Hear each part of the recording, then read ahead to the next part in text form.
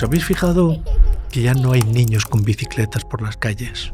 Hemos robado la infancia a los niños porque los hemos alejado de esos espacios en los que la infancia tenía lugar. ¿Es posible recuperar? Es que sin riesgo no hay aventura. Solamente hay aventura allá donde hay riesgo. ¿La sobreprotección es una forma de maltrato? Hay causas que al mismo tiempo son nobles e imperfectas. La familia es una de ellas. Es una causa noble, sí. Es imperfecta, sí. Pero la cuestión es qué es lo que vamos a subrayar, su nobleza o su imperfección. La cultura tecnológica nos ha enseñado que si hay un problema en una máquina, todo se reduce ajustándola. La tecnología nos ofrece aparatos que tienen arreglo. Y en la vida no es así. Querer ser demasiados perfectos a veces puede ser contraproducente. Sin duda. Tenemos el deber de inmiscuirnos en la vida de las personas que queremos. No hay manera de ser perfecto las 24 horas del día. Pero es que si lo hubiese, no podríamos enseñarle a nuestro hijo a relacionarse con situaciones que son imperfectas. Parece que lo que yo soy tiene que coincidir con lo que yo siento. Lo que tú eres se mide por lo que eres capaz de hacer. ¿De qué recomienda? Yo equivocarse, te aseguro que sé muy bien de lo que estoy hablando. A la de 3. Ya están disponibles las entradas del Despertar, el mayor evento cultural del siglo, que estamos montando junto con algunos de los invitados que han pasado por A la de 3, Juan Manuel de Prada, Juan Soto Ibars, Jano García o Izanami, y tenéis las entradas en la descripción del vídeo. Si sois del otro lado del charco o de cualquier otra parte del mundo, no os preocupéis porque tenemos entradas online, así que os esperamos ya sea presencial o en streaming. Gregorio Luri, ¿la sobreprotección es una forma de maltrato? Sin duda. ¿Por qué? Porque le impides a tu hijo ser autónomo asumiendo que su autonomía coincide con tu protección, que es absurdo. Crecer es relacionarse con el mundo, es encontrarte con las asperezas de la vida, es aceptar que puedes tener dolores sin que eso sea una desgracia terrible. Es aprender a querer a la vida a pesar de que es una amante caprichosa. Es, en definitiva, saber disfrutar cuando toca, saber sufrir cuando tocas, estar sereno cuando toca. ¿Y eso cómo lo adquieres? Pues por experiencia propia. Si tus padres consideran que tu experiencia puede ser evitada porque ellos ya la asumen, pues entonces simplemente lo que te están haciendo es, primero, minusvalorando y segundo, limitando tu mundo. Y todo límite del mundo de una persona significa encerrarlo en alguna prisión. Y eso me parece que es una forma de maltrato. Hoy nos acompaña Gregorio Luri, muchísimas gracias, doctor en filosofía, maestro de maestros, como nos decía, cocinero en casa, pero sobre todo maestro de escuela. ¿Por qué sobre todo maestro de escuela? Pues porque es lo que... Vamos a ver, hacemos un pelín de biografía. Yo elegí magisterio cuando tenía 18 años por una razón sencilla, porque no me podía pagar otra cosa. De hecho, me pasé toda la infancia soñando con ser adulto para no ir a la escuela. Y bueno, terminé magisterio, ya tenía un título, y entonces decidí, yo y mi mujer decidimos venir aquí a Barcelona a hacer pedagogía, yo y ella psicología. Y ahí, pues poco a poco vas encontrando un gusto a eso que has hecho sin ninguna vocación especial. Al menos en mi experiencia, la vocación es algo que sucede a la actividad. Digamos que la actividad descubre intereses que si no te hubieras puesto en marcha no hubieran emergido, no hubieran aparecido. Hilándolo con que antes hablábamos un poco de la sobreprotección, ¿cree que podemos limitar la búsqueda de la vocación de, bueno, los padres, ¿no? Pues de sus hijos, limitándoles un poco y no dejando que tengan las rodillas sucias, ¿no? Usted habla de rodillas impolutas, habla de que deben tener un derecho al juego libre y arriesgado. A mí eso me parece bastante elemental, aunque entiendo también que vivimos en los tiempos que vivimos. Y hoy es muy difícil dejar a los niños en una situación libre sin la directa supervisión de un adulto. Pero debemos ser conscientes de lo que nos perdemos cuando hacemos esto. Si yo tuviera que recordar las mejores experiencias de mi infancia, pues van asociadas a hechos que no me atrevo a contárselos a mis nietos, ¿no? Pues, por ejemplo, ir en pandilla a robarle peras al señor Cascarrabias del pueblo, que al final robabas peras que eran muchísimo peores de las que compraba tu madre y te las ponía en la mesa. Eran peras que no había manera de hincarles el diente, pero la emoción de subir al peral, moverte por la rama que hacía crash, crash, y no sabías si se iba a romper, sujetar esa pera que estaba ya en el límite, estirando todo lo que podías, arrancarla del árbol, estar atento a ver lo que decían tus amigos por si aparecía el señor Cascarrabias, que tiene muy mal genio, ver ahora cómo das marcha atrás y bajas cuando el pantalón se te ha quedado enganchado en la rama, cuando mil cosas, ¿no? Todo eso te permite medir tus propias capacidades. Te permite medir tus propias capacidades, desarrollar pensamiento estratégico, porque a mí me hace mucha gracia cuando ahora los pedagogos actuales consideran que entre las competencias que una persona debe adquirir es eso, el pensamiento estratégico. Pero el pensamiento estratégico se aprende viéndote a ti mismo en situaciones en las que tienes que dar una respuesta que no tenías preparada.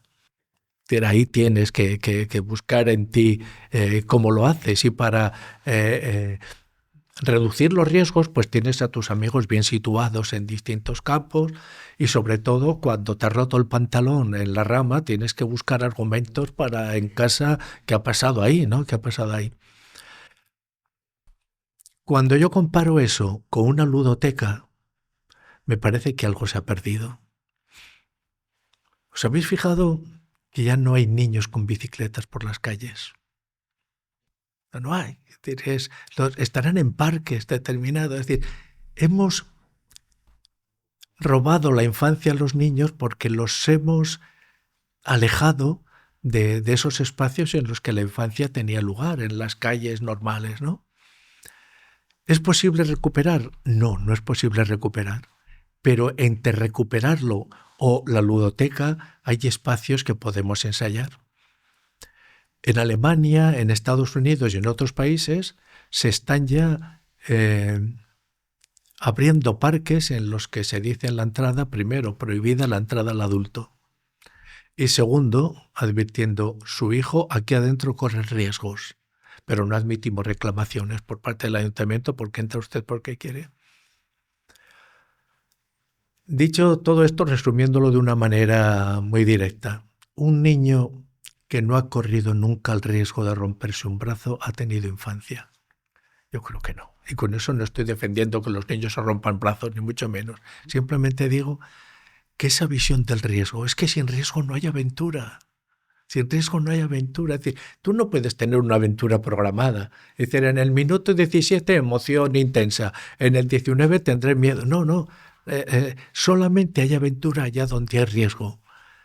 Y solamente viviendo la aventura puedes plantearte la posibilidad, y esto es lo que de verdad me parece importante, de concebir tu propia vida como una experiencia aventurera.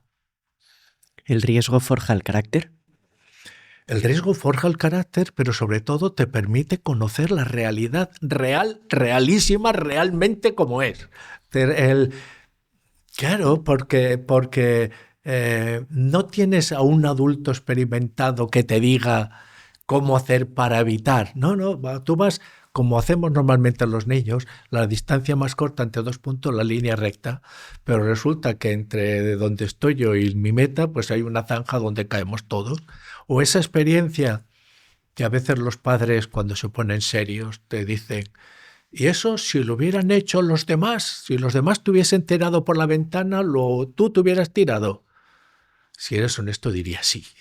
Porque aquella vez que estabais todos amigos juntos haciendo trastadas y uno dijo: vamos a subir aquella tapia, pues vamos todos juntos allá. No, esa experiencia al mismo tiempo de participar en algo grupal, aventurero, y por otra parte tener que medirte a ti mismo con tus excesos y con tus defectos. Si tienes miedo, ¿cómo ocultas el miedo?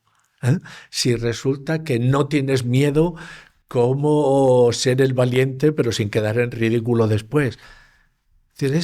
Una vida aventurera es una vida de adulto en la infancia. Como sabéis, a la D3 hemos tenido esa misión de tratar de, en una sociedad líquida, pues a través de nuestros invitados, transformarla y formar a la sociedad. Entonces, este 17 de enero... 17 de enero de 2026. Estamos organizando el mayor evento de transformación cultural del siglo. Se va a llamar El Despertar porque queremos provocar un despertar interior y exterior en toda la gente que vaya. Hemos detectado 3 problemas: falta de vínculos, precariedad laboral. La falta de propósito. La gente no sabe muy bien por qué hace las cosas. Formando criterio propio, conociéndonos a nosotros mismos, encontrando propósito, creando comunidad. Queremos ese cambio social y lo vamos a hacer a través de ponentes, que son la mayoría invitados que han pasado por el podcast o que pasarán. Como por ejemplo Juan Manuel de Prada, Jano García, Izanami Martínez, Jacques Philippe, Ana Iris Simón, Juan Soto Ibar. Y luego alguna sorpresa más. Aquí no venimos a forrarnos, sino a formarnos a través de los ponentes. Esto es importante porque nuestra idea es que las entradas sean asequibles al bolsillo. Y yo creo que les podemos dar un código de descuento a toda la gente que mire este vídeo. Os vamos a dejar un descuento del 30%.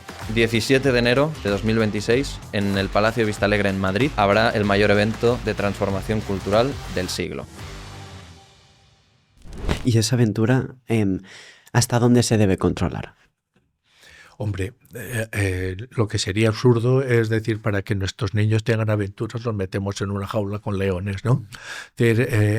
Tú tienes que reducir los riesgos, sí, pero no hasta el punto de que no haya riesgos.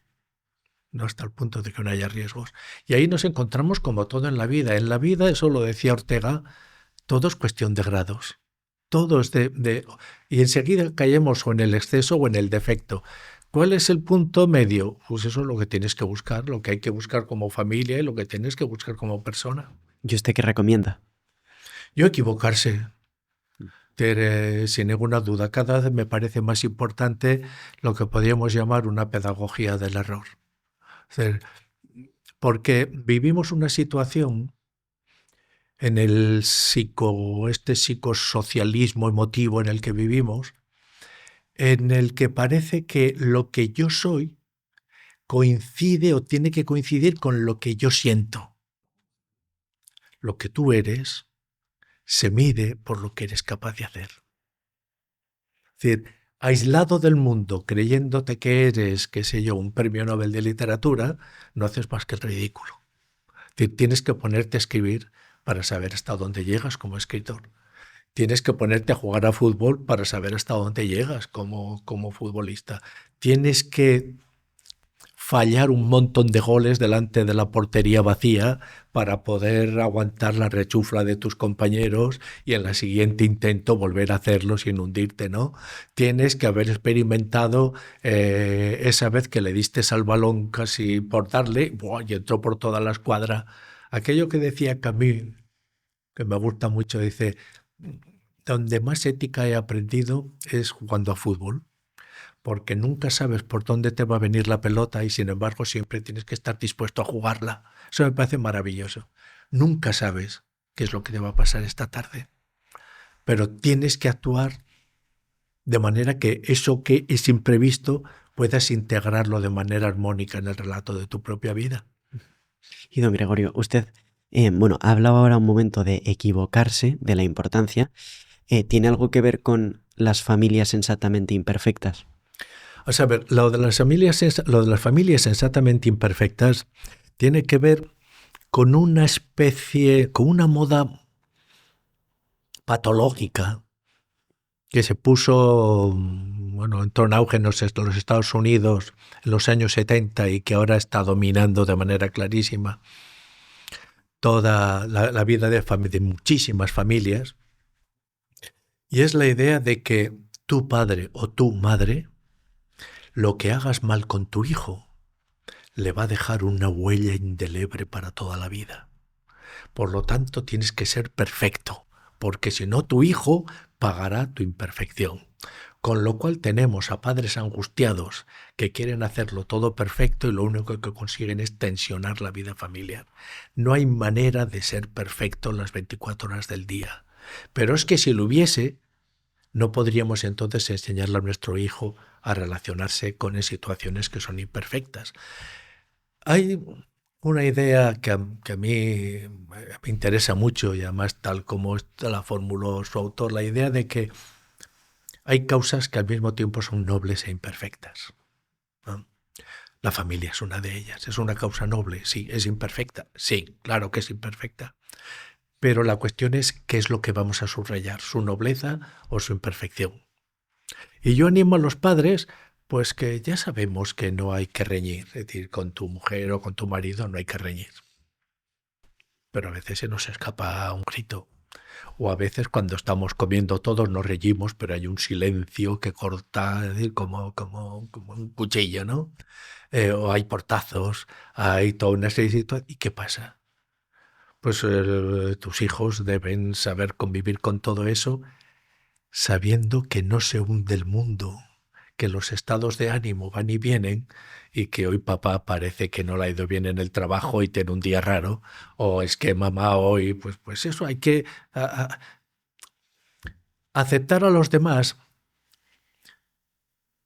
El amor tiene dos caras, que una es la de la aceptación del ser amado por ser quien es, y la otra es la de la exigencia para que el ser amado esté a la altura de quien es. Las dos cosas tienen que ir unidas. Pero pues a veces ocurre simplemente que metemos la pata, que decimos lo que no hay que decir, que no hemos oído al despertador, que mil cosas. Y no debemos estar enjuiciándonos por la distancia que hay entre lo que hemos hecho y lo que si la vida fuese ideal podríamos hacer.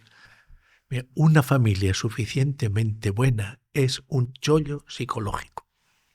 Suficientemente buena, lo que yo llamo una familia normalica. Porque querer ser demasiados perfectos a veces puede ser contraproducente.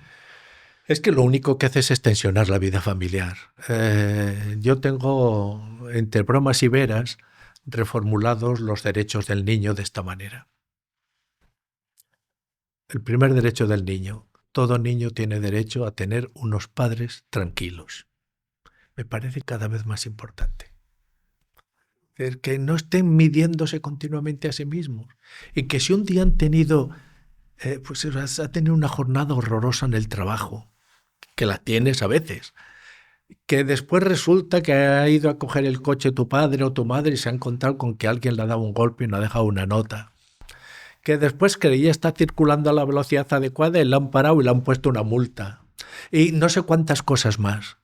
Cuando esa madre o ese padre lleguen a casa, si tienen ganas de tumbarse en el sofá y estar con el mando a distancia haciendo zapping en los programas más cutres de la televisión, tienen todo el derecho del mundo.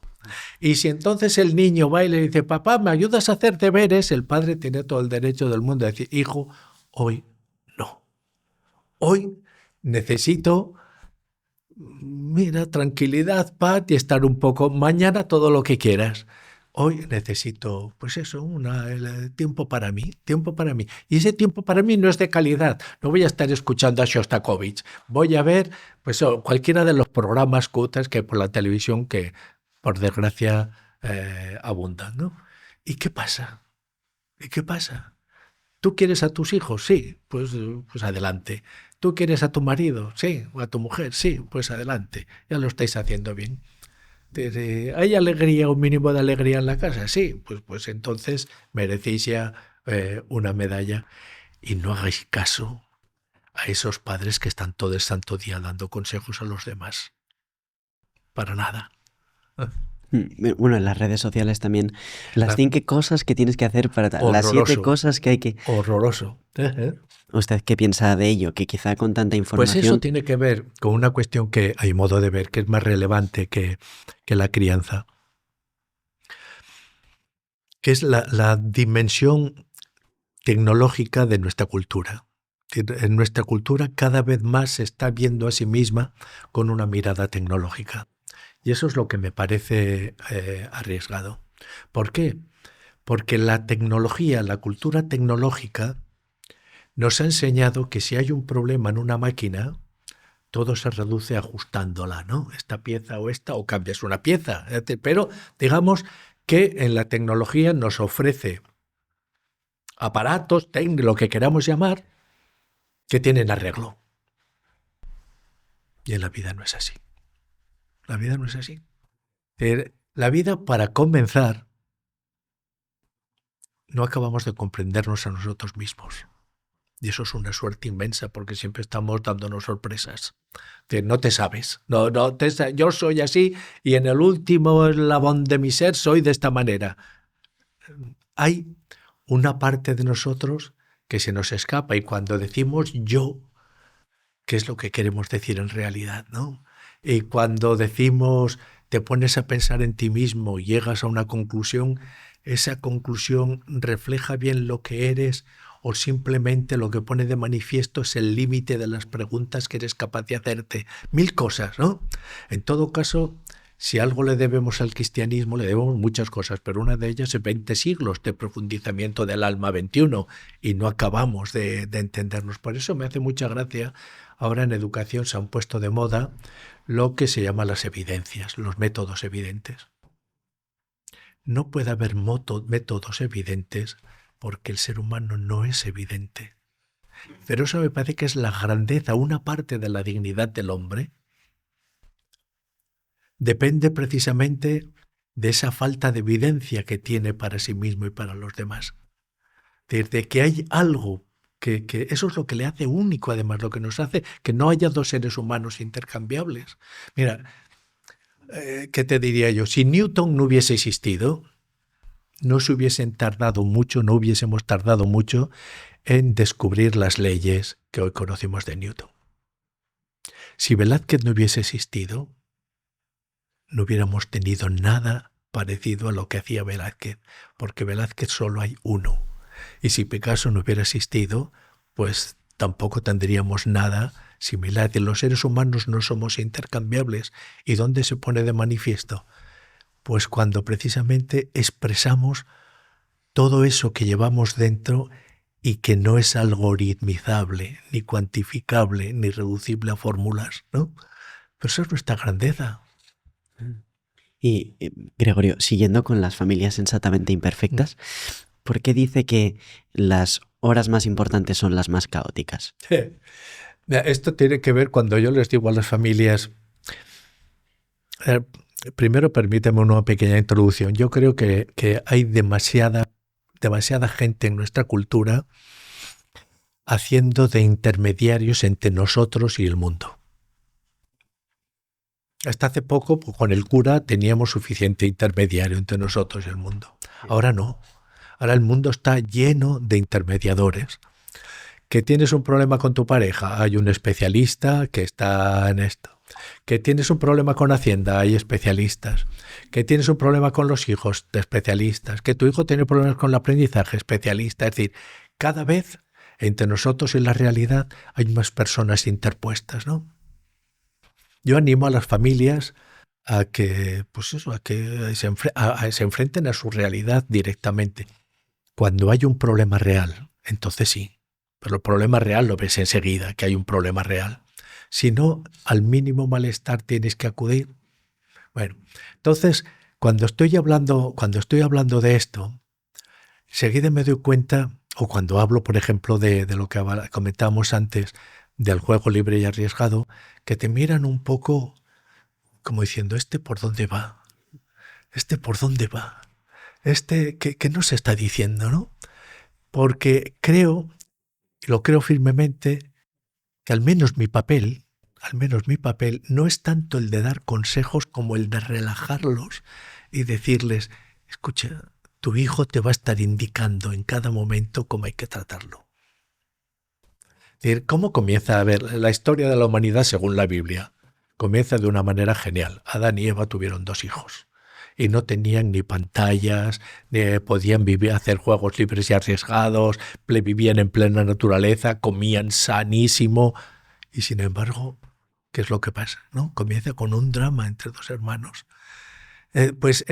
Digamos que cuando estás intentando dar respuesta a todo, las 5 respuestas para no sé cuántos, las cosas que tienes que evitar para no sé qué, te impides vivir a ti mismo las dimensiones de tu propia humanidad y lo que llevas contigo que es desconocido de ti mismo. Y no sé si te estoy respondiendo a la pregunta que me has hecho. Bueno, sí, o sea, yo tenía, o sea, hay momentos en los que usted habla que los momentos del sueño Perfecto, son lo más importante. sí. Bueno, aún así me parecía Sí, interesante y claro, ¿no? estaba pensando en Sí, cómo... Sí, sí. A ver, eh, a las familias les digo, si pudiéramos ser perfectos, seamos perfectos. sí. Pero para ser perfectos hacen falta algunas condiciones. La primera, tener el segundo hijo antes que el primero. Si tienes el segundo hijo antes que el primero, lo tienes chupado. Porque con el primero, ¿qué te diría yo? Todos los padres lo hemos vivido. Ahora, si lo bañamos a las 7:35, ay, que son las 7:37, 2 minutos. Mientras con el segundo, oye, ¿y si hoy no lo bañamos, qué pasa? Y no sale no hacemos un monstruo de nuestro hijo, ¿no? Digamos que es todo mucho más relajado. La segunda cuestión es que pudiéramos controlar los estados de ánimo. Con lo cual, los momentos que para mí son los más relevantes del día, el levantarse y el acostarse, pudiéramos programarlos de tal manera que fueran momentos de euforia feliz. Y les dijéramos a los niños, niños a cenar, y vendrían corriendo, saltando, ¡hay brócoli! ¡Bien, bravo! ¡Hay brócoli, papá! ¡Qué genial que eres, mamá! ¡Qué bien! Y después al día siguiente, bueno, después, niños a la cama y sin los móviles. Claro, efectivamente, muy bien.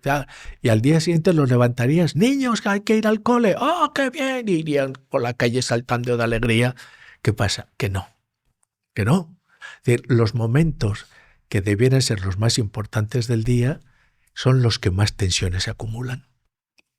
¿Por qué? Porque de los hermanos no sé quién es un dormilón y no hay manera de levantarlo, y como no se levanta todos llegamos tarde, y entonces el profesor ha dicho que estemos allá hoy 5 minutos antes y yo ya no voy a llegar, tú que te has creído, pues anda que tú, es decir, y por la noche lo mismo. De todo esto pues hay que tomar nota. Vamos a ver cómo hacemos, ¿no? Para rebajar las tensiones. Pero si alguna lección saco de ahí, y ahí sí que me pongo serio con los padres, es que es urgentísimo tener en cuenta 3 cuestiones. Primero, la higiene del sueño. Segundo, el ejercicio físico. Y tercero, los amigos. ¿La higiene del sueño es esencial? Sí. Nuestros niños están durmiendo cada vez menos. Y no puedes jugar con el sueño, porque forma parte esencial de su desarrollo físico y neurológico. No, pues si necesitan 9 horas, necesitan 9 horas. No puedes decir que hoy duerma 7 y que ya dormirá el sábado o más. No. Cada día necesita dormir las horas que necesita. ¿Cuántas son? Pues depende, hay niños que con 8 horas tienen, otros que con 9, y en la adolescencia muchos necesitan 10. Que es en cada momento, como todo en los seres humanos, todo es cuestión de grados, ¿no? Y tienes que estar calibrando siempre. La higiene del sueño, esencial. Segundo, el ejercicio físico. Buena parte de la falta de higiene de sueño se debe a que los niños van con los ojos a la cama, con los ojos rojos de ver pantallas, pero sin cansancio.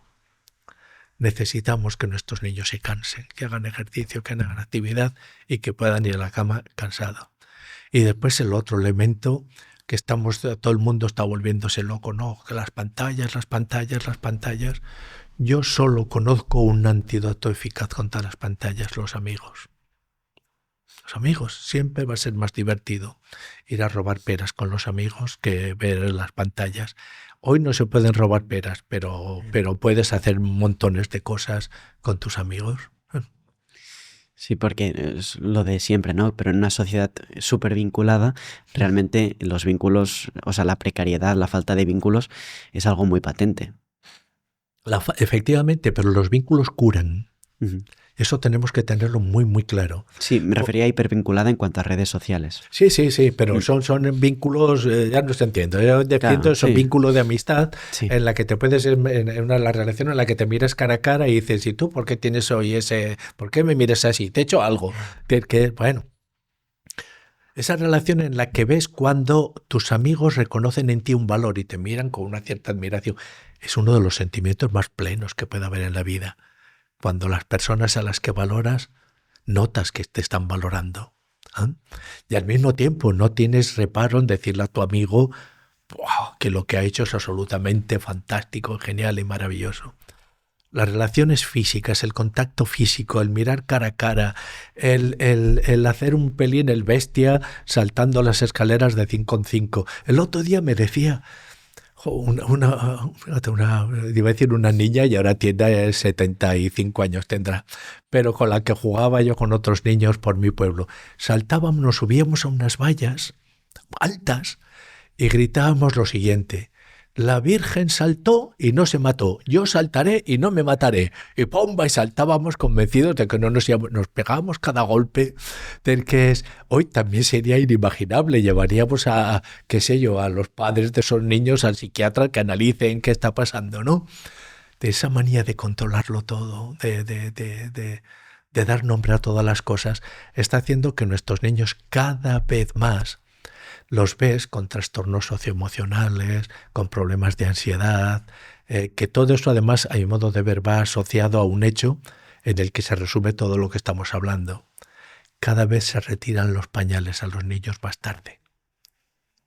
Algo quiere decir esto, ¿no? Algo quiere decir esto.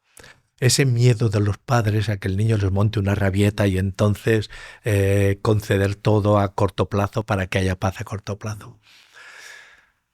Independientemente de los problemas que pueda haber, que los hay, alguien tendrá que decirles a los padres: no tengáis miedo. No tengáis miedo. Muchas cosas las vais a hacer mal, como todos, y no dejan huella indeleble. ¿Por qué? Se cuenta una anécdota de Mahoma. Eso me lo contó un amigo musulmán, que me dijo que era la sura no sé cuántos del Corán. Después yo lo he estado buscando y no la he encontrado, o sea que probablemente se lo inventó él. Me contaba muy serio que el profeta Mahoma visitó una vez la ciudad de Medina y a la entrada le esperaban los ancianos de la ciudad. Y lo primero que hicieron fue quejarse de la juventud. Fíjate cómo está, no hay derecho, que se habrán creído, nos faltan el respeto. Y Mahoma le dijo, si es que se lo dijo Mahoma, algo muy sabio: vuestros hijos no son solo hijos vuestros, son también hijos de su tiempo. Entonces, si hacemos un círculo y cada punto de ese círculo marca una influencia sobre el centro, que es el niño, la familia, por supuesto, tiene un quesito, por decirle así, una porción considerable, que se va reduciendo a medida del tiempo. Pero eso no quiere decir que esa influencia de aquí, remota, aparentemente remota, la vecina del abuelo, que te ha dicho no sé qué, eso pueda tener una influencia en ti enorme. Es decir, el conjunto de influencias posibles es tan grande que creer que esta de aquí, como padre o como madre, tiene más peso que cualquier otra, es simplemente desconocer la realidad. Y tiene mucho peso, sí. Pero no vas a controlar nunca el peso de esa otra. Uh-huh. De cuando has visto a aquella niña por la calle y de repente has descubierto que el mundo tenía cosas hermosísimas como esa niña y ya se te queda cara de tonto por 5 años. Y dos cosas que creo que, bueno, una ya las mencionó, que pueden preocupar a los padres, y la otra quizá aún más, o no lo sé, ¿no? Lo primero que pasa si un niño duerme 6-7 horas, o sea, ¿qué habría que hacer? O 5 horas, o no duerme. Y luego, sobre el bullying, lo mal que lo deben pasar los padres con hijos. A ver, primero, hay cosas con las que no hay que negociar con los hijos. Desde la misma manera que no negocias, pues pero que no se negocia que hay que lavarse la cara o hay que lavarse los dientes, hay cosas que hay que hacer. Y no merece la pena explicar muchas explicaciones, hay que hacerlo. Pues con el sueño también. Es decir, ahí no se negocia. Si el niño necesita dormir 9 horas, hay que convertir eso en hábito. Y hay que saber que entonces a las 8:30 se va a la cama. O a las 9:30, cada familia lo organizará, pero eso cada día, eso hay que transformarlo en hábito. Y además el niño sabe perfectamente que el día que se despierta habiendo dormido bien, todo es distinto. Por lo tanto, vamos a hacerlo de tal manera que todo sea distinto. ¿Es relevante? Sí. ¿Es importante? Sí. ¿Tiene sustituto? No, la falta de sueño no tiene sustituto. Por lo tanto, son de las cosas en las que los padres tienen que clavar una trinchera y decir no pasarán. Es decir, eso los hijos no se van a quedar con la suya. Van a tener que dormir, o sea, van a irse a la cama y van a irse de manera que duerman bien. sin darles unas cenas excesivas justo antes de irse a la cama. 1000 detalles que hay que les puede orientar perfectamente cualquier pediatra. ¿Y si se van con el móvil? Porque yo estoy pensando que realmente en un restaurante está un matrimonio con su hijo, está molestando, le das el móvil y ya está. Para que se vaya a dormir pronto le das el móvil. Claro, pero es que, mira, antes hablaba de los derechos del niño. Yo te decía, primero el derecho a tener unos padres tranquilos. El segundo derecho de mi lista es el derecho a conocer el significado de los adverbios de negación. Que sepa lo que quiere decir no.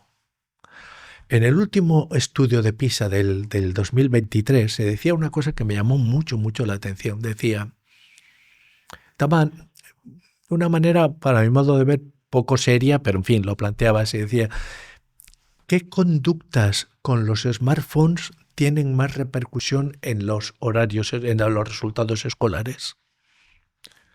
Y la respuesta era, los más perjudicados son aquellos que se llevan el móvil al dormitorio.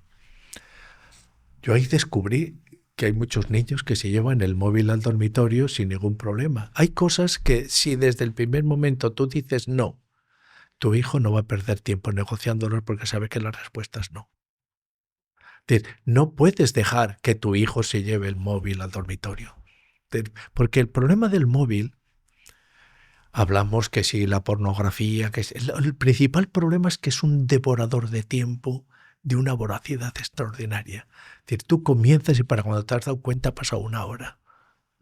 Y ha pasado 1 hora, duérmete después cuando tienes la cabeza llena de imágenes de lo que has visto, ¿no? Cuesta. Pues eso hay que evitarlo. ¿Que después vamos a tener padres dando malos ejemplos? Sí, pero mira, yo no tengo ninguna vocación apostólica de ir por el mundo diciendo, señores padres, hagan esto, hagan lo otro. Yo lo que estoy diciendo básicamente es, ¿merece la pena tener una familia? Sí, sin duda. Me parece que es una de las experiencias grandes de la vida.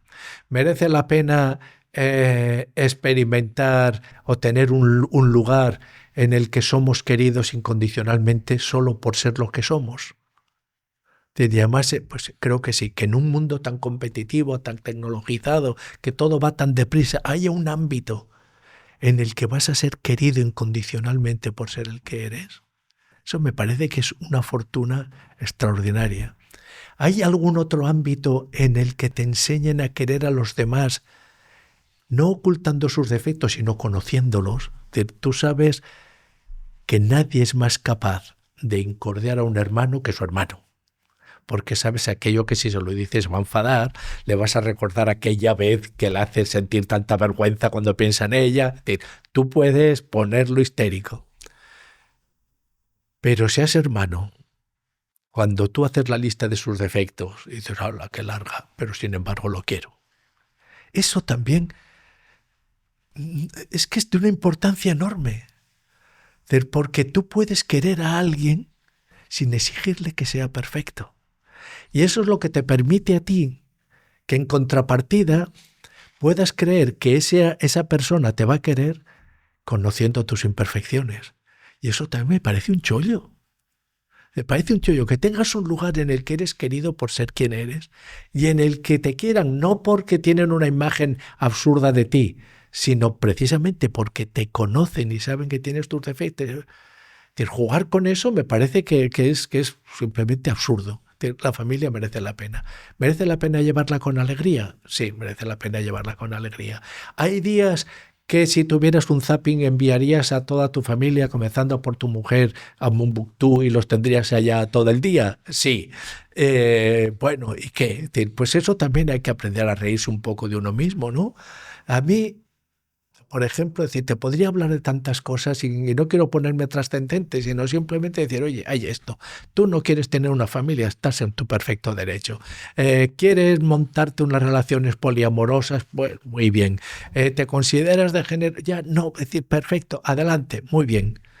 Pero dejadme a mí decir qué suerte que tengo con tener la mujer que tengo. Qué suerte que tengo. Y vamos para los 50 años de casado. Y no me sirve decir, es que con la edad, ahora me voy a poner aquí, es que con la edad, esa emoción de coger la mano para mirar juntos la puesta de sol. No, señor. tienes que verla guapísima y tienes que tener ganas de tocar a tu mujer y de pellizcarle donde sabes que va a gritar y de 1000 cosas, que el contacto físico tiene que seguir soltando chispas, ¿no? Tiene que seguir soltando chispas. Pues creo que ya te ha tocado la lotería si tienes eso. Te has tocado un tema, ya ves, que para mí me parece importante. Te diré otra cosa. Dentro de unas semanas participo en un acto sobre la familia en Madrid. Y lo primero que voy a decir es: aquí faltan las familias musulmanas. Ahí hay un punto de coincidencia que se puede decir. Desde el cristianismo creo que debiéramos abrirnos y allá donde una familia ser valorada. Ya digo, sin criticar nada. No están los tiempos para andar criticando nada, porque el tiempo que consumes criticando no lo puedes dedicar a amarte, que es lo que merece la pena. No, bueno, de hecho, en Canadá creo que se han unido algunas familias más cristianas y musulmanas contra algunas medidas que implementaba el gobierno, en Francia quizá también. Pero bueno, Gregorio, yendo al tema también de el bullying, ¿crees que es uno de los mayores miedos que pueden tener unos padres hacia sus hijos? El bullying es un tema muy, muy, muy, muy delicado, porque según cómo lo plantees te puede caer encima todo tipo de condenas. Primero, la gravedad no hace falta resaltarla. Un menor de edad que cuando va a la escuela va temblando de miedo,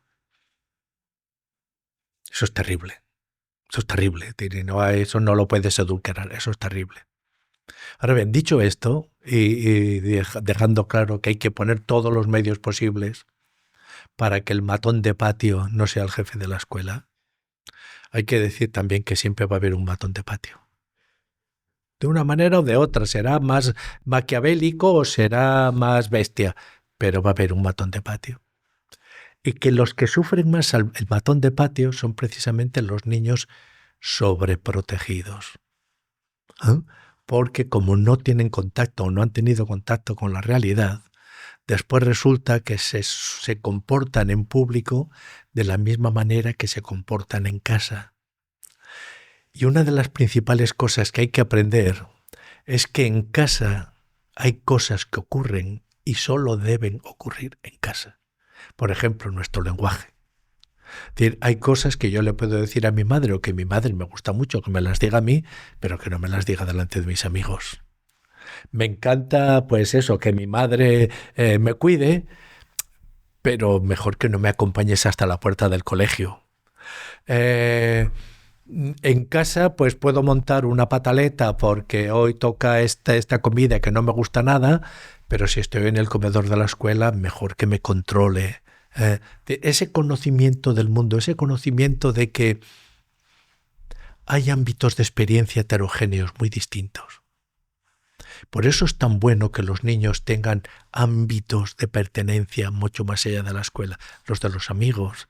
Y cada amigo tiene una familia y en cada familia hay un estilo. Hay una manera, hay unos frutos, hay unos postres que gustan, una manera de vestir, unos chistes, una música, una decoración, unas lecturas.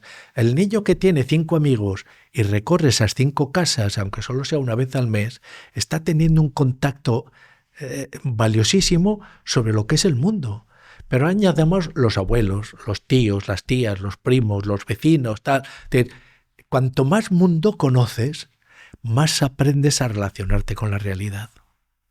Y entonces te encuentras muchas veces con niños que su sobreprotección les ha impedido tener experiencia de lo que es relacionarse con personas con las que no te caen bien, pero es bueno relacionarse.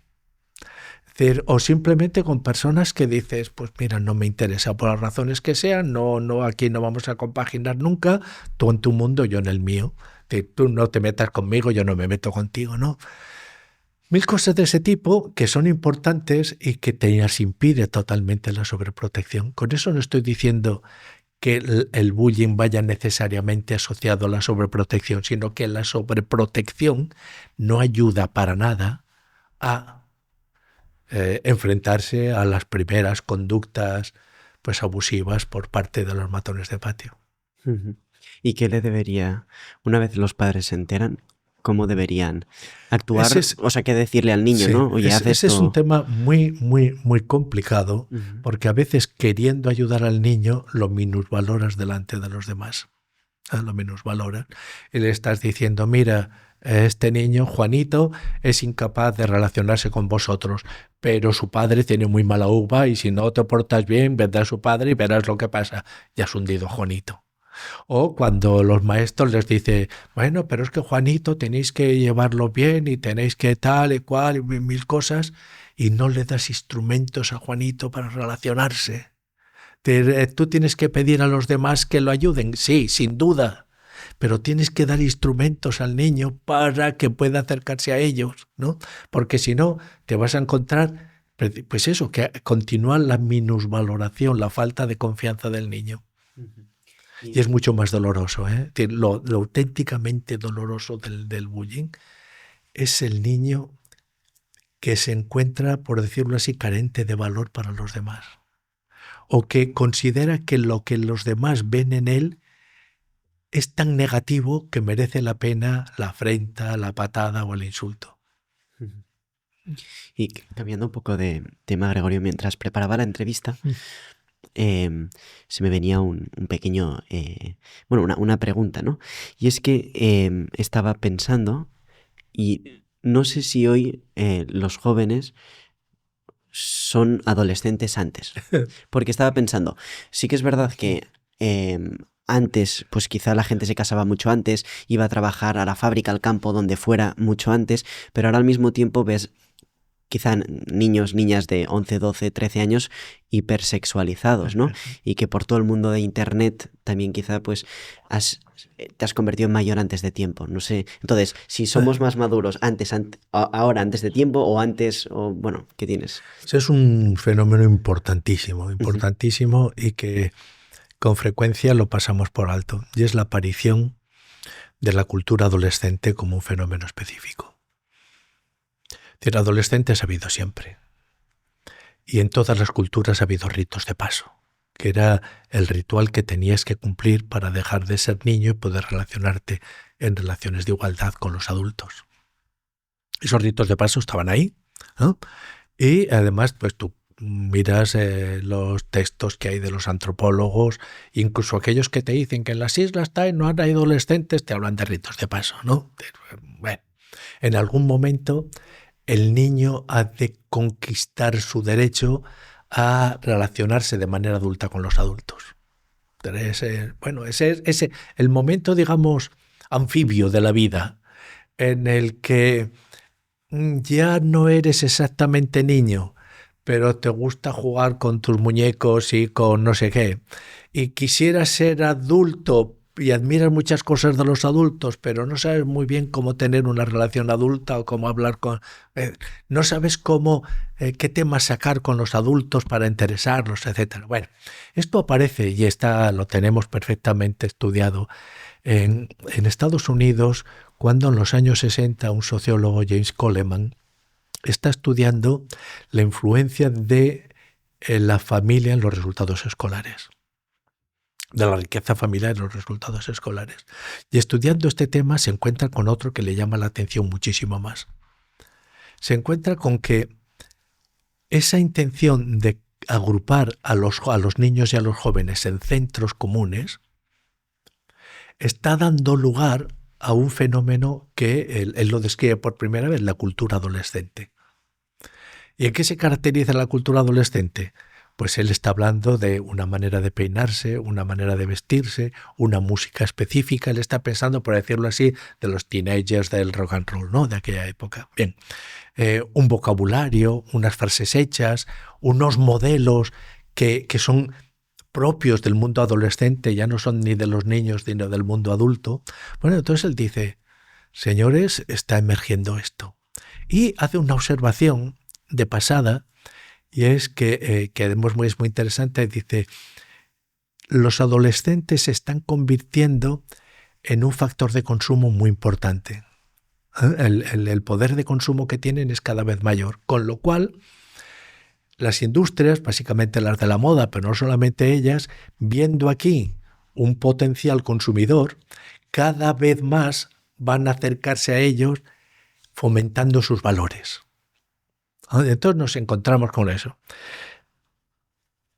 Niños y jóvenes que pasan juntos buena parte del día. Niños y jóvenes que no solamente pasan juntos, sino que crean su propia cultura. Y niños y jóvenes cuya cultura es inmediatamente valorada por aquellas empresas que ven en ellos un factor de consumo. Bien, lo curioso es que James Coleman, cuando describe los rasgos de la adolescencia, no nombra para nada relaciones sexuales, dice, ni se le ocurre, eso no entra. No nombra para nada el consumo de estupefacientes, tampoco, ni el consumo de alcohol, ni la violencia juvenil, ni el bullying. Es decir, simplemente le está viendo eso. ¿Qué ha pasado en estos últimos años? O desde los años 60 del siglo pasado hasta aquí. Primero, el mismo concepto de adolescencia ha ido desapareciendo, siendo sustituido por el de joven. Digamos que tiene más glamour considerarte joven que adolescente. Pero no solamente eso, sino que por debajo, cuando yo estudiaba pedagogía, dividíamos la infancia en varios periodos, ¿no? Era infancia, pubertad, adolescencia o preadolescencia, adolescencia, juventud. Ahora de pubertad no habla absolutamente nadie, ¿no? Y lo que tenemos es niños que, aun siendo niños y teniendo intereses de niños, ya quieren vestirse como los jóvenes, sobre todo las niñas. Y aquí nos encontramos con que podríamos decir el nivel inferior de eso que podemos llamar adolescencia, juventud, roza hoy por hoy los 10 años. Con otros fenómenos añadidos que son las propias pantallas, el acceso muy fácil a pornografía, que son el desarrollo del interés sexual, etc. Bien, ¿y cuándo acaba? Pues lo que te puedo decir es que cuando yo estudiaba psicología evolutiva se consideraba que alrededor de los 15, 16 años se iba superando uno de los rasgos esenciales de la psicología adolescente, que es el narcisismo.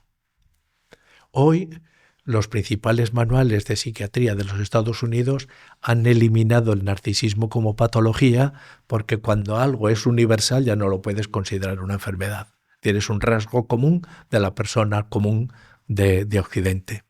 Y eso sí, claro, eso te crea una situación nueva porque los mecanismos identitarios de los adolescentes con mucha frecuencia se refuerzan por oposición, ¿no?, al mundo adulto o al mundo infantil. Y eso tienes que verlo con cuidado, sabiendo además que el adolescente es un... Yo suelo definir al niño y al adolescente como aquel ser humano que tiene muchísima más energía que sentido común para controlarla. Eso le lleva al adolescente pues a decirte por la mañana que sí y por la tarde a la misma cuestión que no, y a la noche discutir contigo porque no te ha dicho, es falso que te haya dicho sí y que te haya dicho no, lo que te ha dicho es pero tú no lo has entendido. Te lleva a una situación que eso a mí además hay que plantearlo, cuando todos lo solucionan con diálogo. Hay gente genial que todo lo soluciona dialogando, pero hay situaciones con tu hija adolescente que el intentar dialogar con ellos solo hace empeorarlas. Y tienes que decir, vale, escucha, aquí se ha acabado, dentro de un rato pues veremos si podemos recuperar una discusión razonable, ¿no? Pero es complejo, claro que es complejo. Y eso le ha dado a la familia un elemento de tensión muy notable.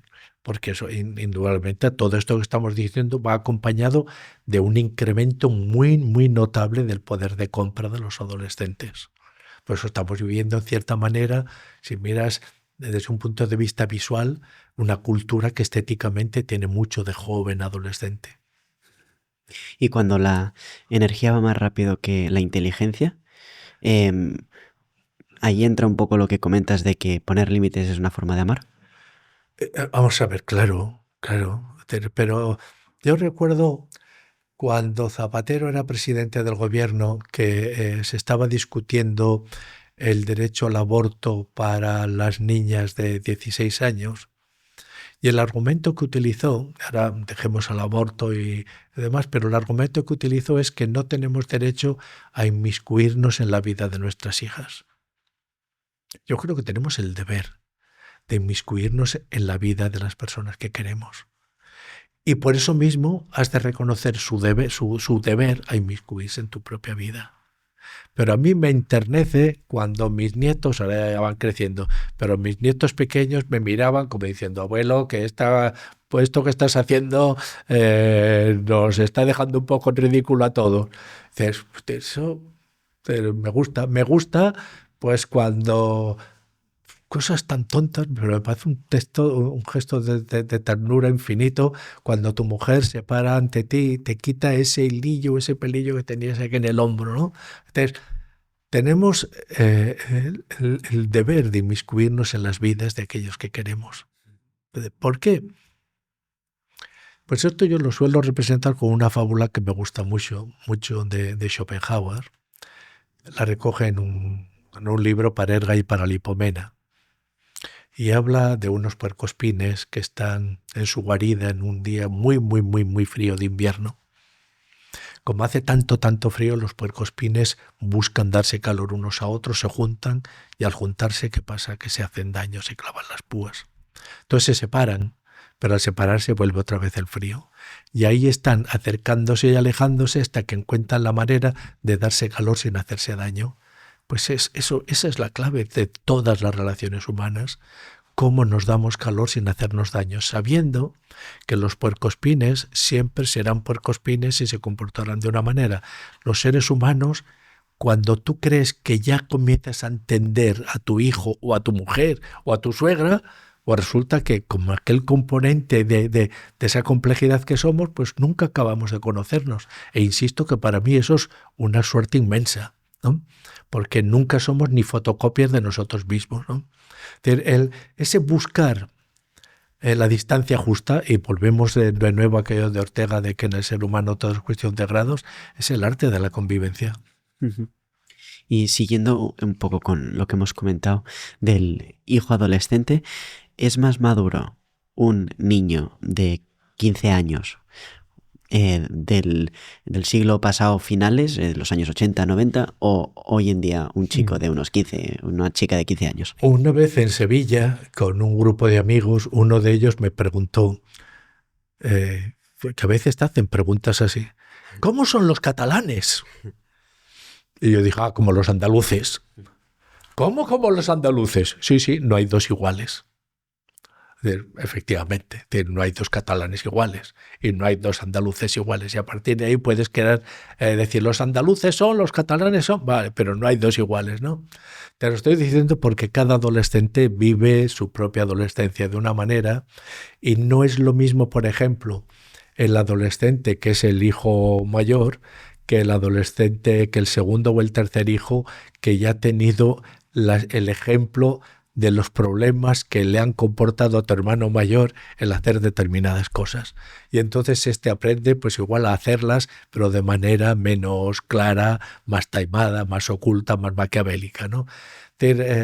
Los seres humanos, es que lo que decíamos antes, no somos fotocopias, no cada uno tiene su desarrollo.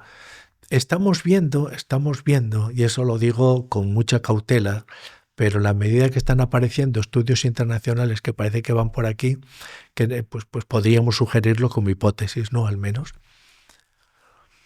que se está produciendo una relación muy distinta en los intereses entre chicos y chicas, y que la educación mixta para nada está afectando a esa diversidad de intereses, que las chicas van cada vez más hacia relaciones y hacia actividades que tienen que ver con personas, medicina, periodismo, derecho, enseñanza, y que los chicos van cada vez más hacia relaciones que tienen que ver con cosas, pues mecánicas, ingenierías, etcétera, y que eso tiene, pues comporta una manera de ver el mundo distinta, pues parece que sí. De la misma manera, y eso te lo digo, lo que te voy a decir ahora te lo digo con dolor, creo que los centros educativos, especialmente los de secundaria, están mejor capacitados para acoger a las niñas que a los niños. Es decir, que hay muchos niños que no acaban de encontrar en el centro un lugar en el que ellos puedan sentirse cómodos, mientras que ven a sus compañeras de la clase que sí que se sienten cómodas. Pues, por ejemplo, a la hora de entregar los deberes.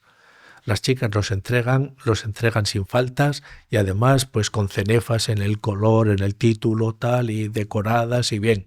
Los chicos, si hacen los deberes, que los hacen poco y rápidamente, pues los meten en la mochila y allá aparecerán cuando en el momento de entregarlos y le dices al profesor, espera, y sacas una bola arrugada y la presentas allá.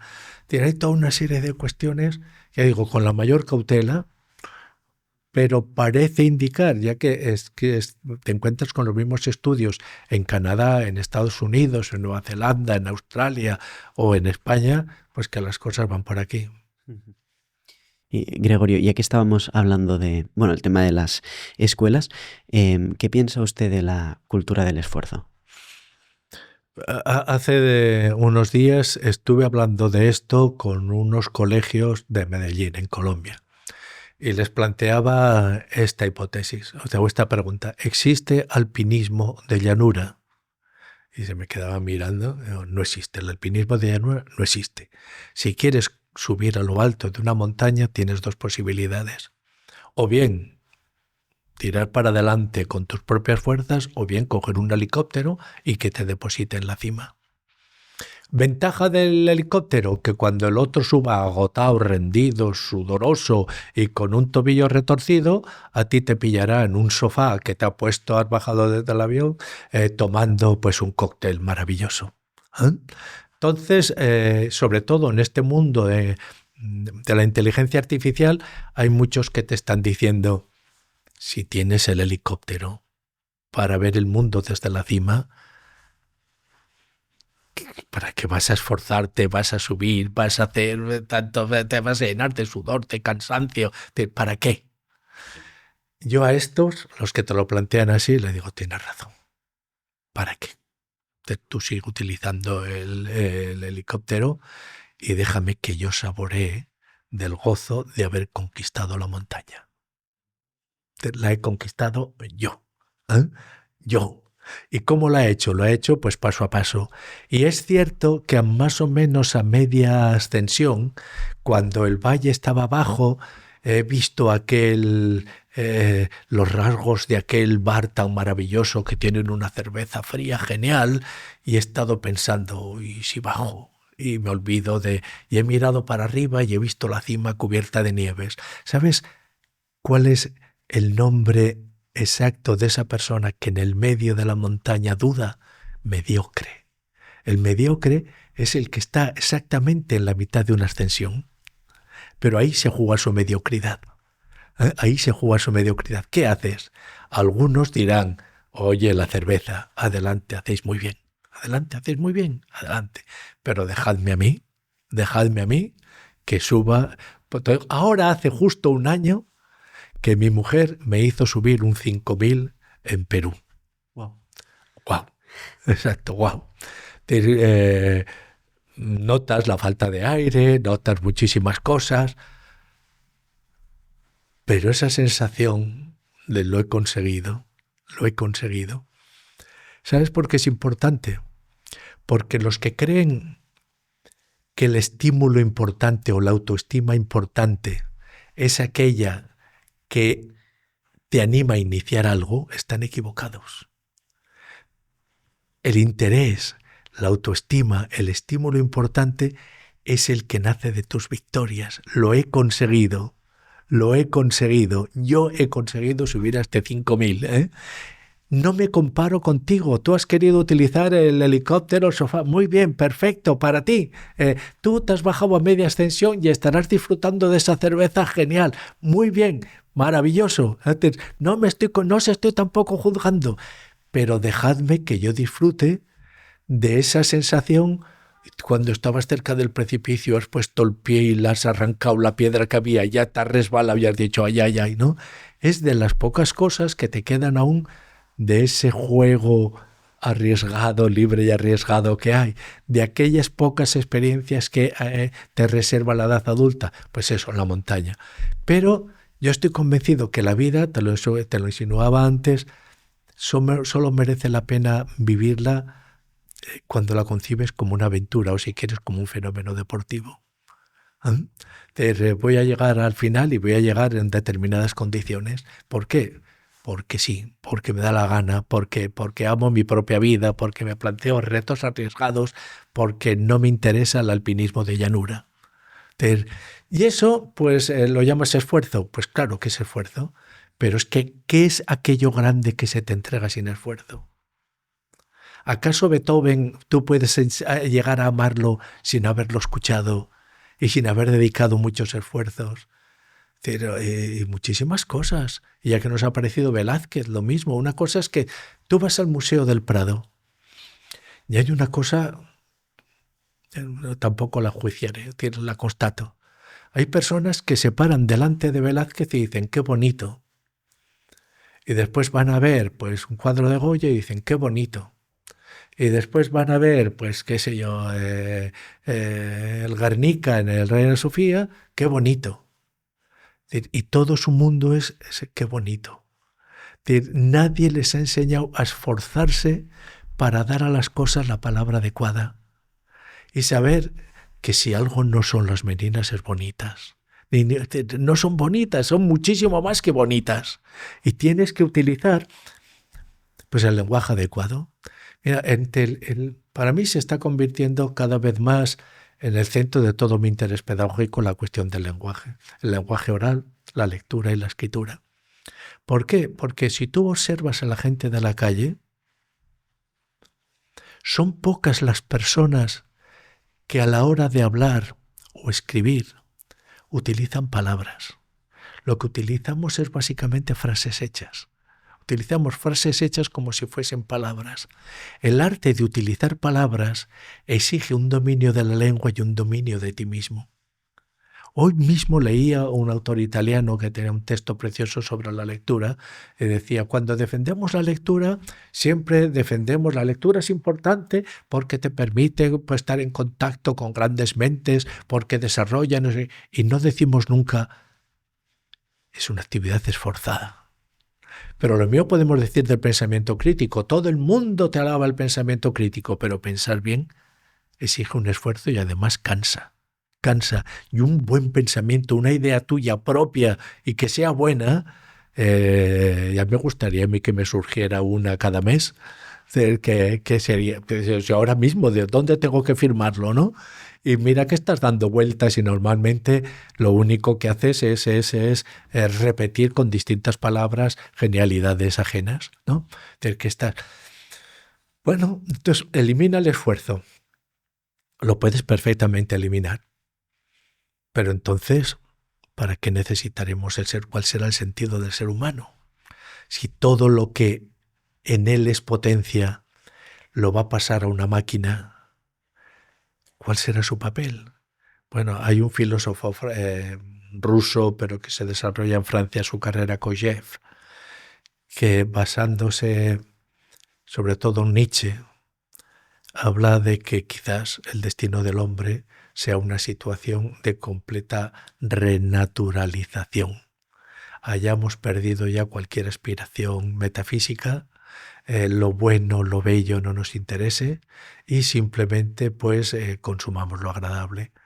Aquellas bellezas fáciles que con frecuencia consumimos creyendo que estamos adquiriendo dimensiones estéticas extraordinarias y solo son bellezas fáciles. Porque, Gregorio, ¿hay algún sustituto a hincar los codos a estudiar? Pues claro, ahora con tecnológico la inteligencia... no, que yo sepa, pero pues volvemos a lo mismo. Uh-huh. Yo puedo estudiar algo, yo puedo estudiar, pues qué sé yo, ver qué pasa en el 93 en la Revolución Francesa y por qué se produce esa violencia desmedida. Entonces puedo coger un texto, leerlo 2 veces, leerlo 50 veces y aprendérmelo de memoria. Con lo cual ya tengo elementos para hablar del 93 en la Revolución Francesa, de aprobar un examen, de 1000 cosas. Pero lo importante con ese texto es que yo me pare ante él y diga, esto es verosímil, esto es creíble, ¿por qué no lo otro? Es decir, ese texto me está exigiendo a mí, que dé una palabra sobre su verosimilitud, sobre su rigor, sobre incluso su belleza en la que está redactado, sobre lo que oculta.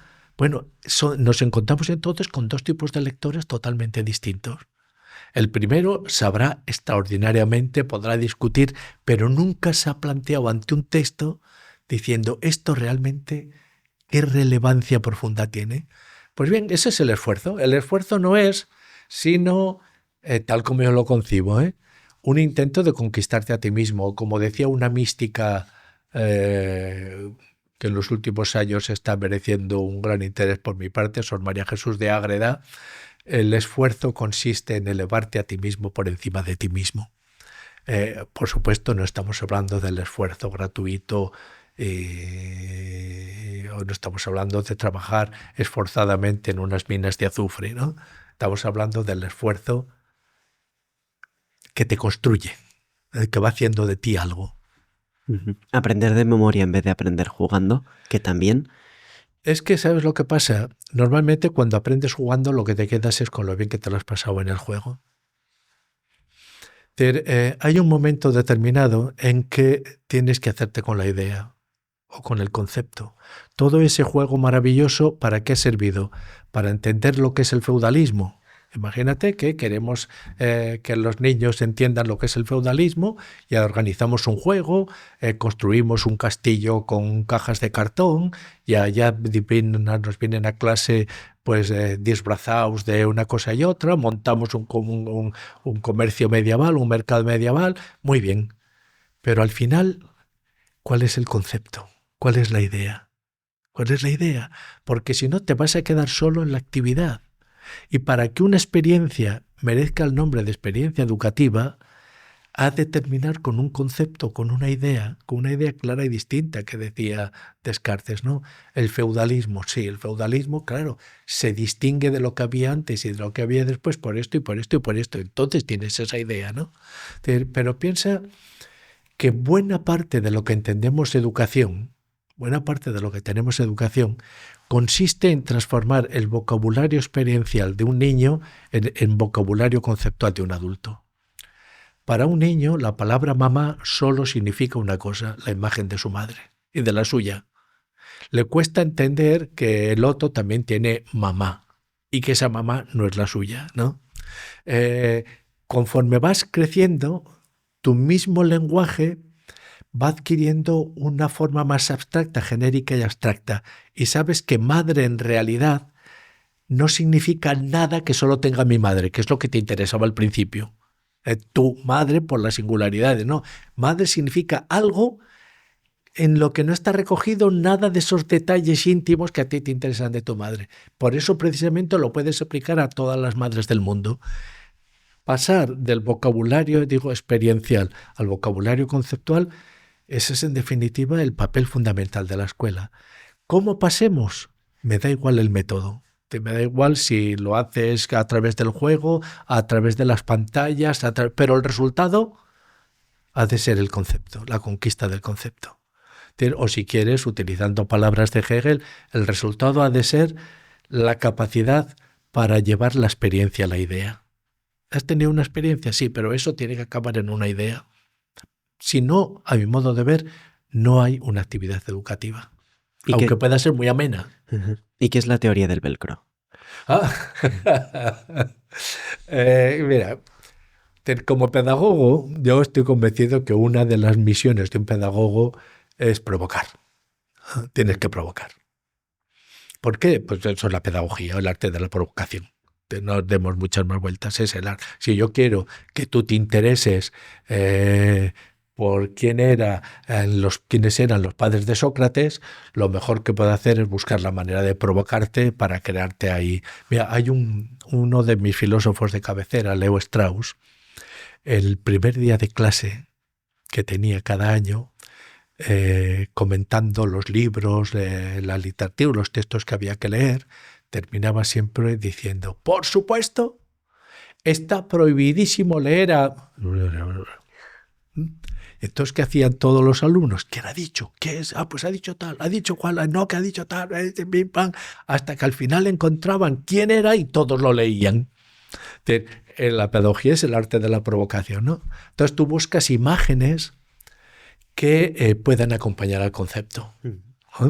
Si tienes una idea de la educación, ¿cómo consigues? Porque los padres, la mayor parte de nosotros, tenemos más capacidad retentiva con una imagen y sobre todo si esa imagen la integramos en una narración que en un concepto, ¿no?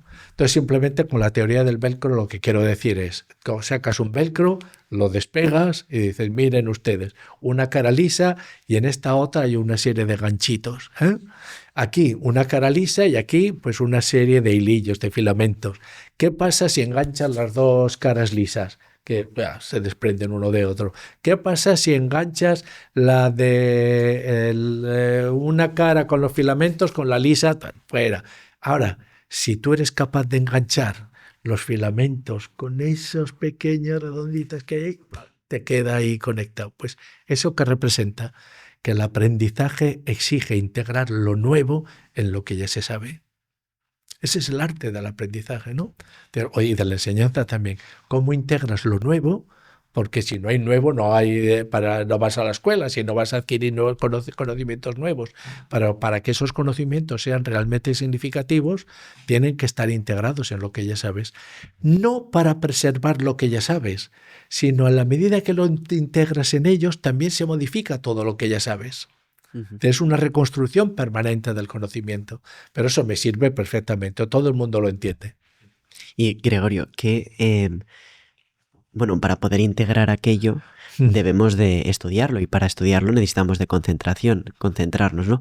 ¿Qué nos diría para poder concentrarnos? No sé si tiene algunas prácticas. Uy, ese es un tema, fíjate, con el que he cambiado bastante en los últimos años. ¿Por qué? Porque vayas por donde vayas, al centro que visites, te vas a encontrar con la misma queja, la pérdida de capacidad de atención de los alumnos. Todos, ¿eh? Cada vez cuesta más mantener la atención, tienes que hacer actividades de 10 minutos, más de 10 minutos se cansan, etc. Cuando tú recorres muchas escuelas y en todas te encuentras con la misma queja, seguro esa queja tiene un fundamento. Seguro. Entonces, comentando, yo tengo la suerte y considero que ese es mi principal valor, de tener buenos amigos que saben mucho más que yo. Con lo cual, pues cuando tienes un problema, has leído algo de que neurológicamente pasa no sé qué, llamas a tu amigo neurólogo y le dices, oye, esto explícamelo bien, ¿qué pasa aquí? Y ya lo tienes solucionado. O cuando pasa esto, pues tienes un buen amigo que es psicólogo diferencial y le dices, oye, en todos los centros me estoy encontrando con esto. ¿Hay algún estudio que nos mida la pérdida de capacidad atencional de los niños? Y entonces este amigo me dice, lo que estamos teniendo es estudios al contrario, que demuestran que los niños tienen cada vez más capacidad atencional. Digo, no puede ser. No puede ser. Entre un estudio y la generalidad de los docentes, me quedo con los docentes. Dice, pues no apresures, vamos a buscar si hay más estudios y a ver lo que nos dicen. Buscamos a ver si hay más estudios y efectivamente hay diversos estudios aparentemente rigurosos que nos dicen que los niños actuales son más capaces de mantener la atención en una actividad que lo que eran sus padres. Pero te añaden, eso se manifiesta en su vida diaria, no en las actividades escolares. Parece entonces como si las actividades escolares a los niños no les mereciera la pena concentrarse, estar atentos para adquirirlas. ¿Por qué? Pues esa es mi pregunta en estos momentos. Si esta es mi pregunta y no tengo una respuesta clara, sí tengo una hipótesis. Creo que pudiera ser porque hagan lo que hagan en la escuela, el profesor les va a decir muy bien. Pues muy bien, está bien. Nadie utiliza ya el lápiz rojo para decir eso está mal. Nadie le va a decir repítelo. Mira, me comentaba un padre no hace mucho que su hija, que va a un colegio privado de mucha calidad, tenía que hacer una hija de 13, 14 años, tenía que hacer un comentario de un soneto de Shakespeare en inglés. Y la niña comenzó a hacerlo, los padres le dijeron, cuando termines te lo revisamos. Los padres lo revisaron, lo escribió de nuevo y lo presentó orgullosísima. Y el profesor le dijo, no me gusta, tienes que volverlo a repetir porque este paso no está bien claro, cómo has pasado de esta premisa a esta conclusión, esta frase de aquí no me gusta, lo tienes que volver a repetir. La niña llegó a casa, le echó la bronca a sus padres, vaya ayuda que había recibido con ellos, lo haría solo el siguiente. Lo rehizo, lo presentó y el profesor le dijo, ha mejorado, pero me sigue sin gustar. Esto aquí, esto aquí, esto aquí no están bien. 4 veces. 4. Pero con la cuarta, ¿qué hizo el profesor? Le enseñó la primera versión y la cuarta. Y le dijo, si eres capaz de hacer esto, ¿por qué contentarte con esto? Es decir, esta es la experiencia que la inmensa mayoría de nuestros niños no tienen en las escuelas. Es lo más fácil que les presenten la primera versión y que el profesor les diga, oh, te has esforzado, está muy bien, sí, adelante, ya está bien.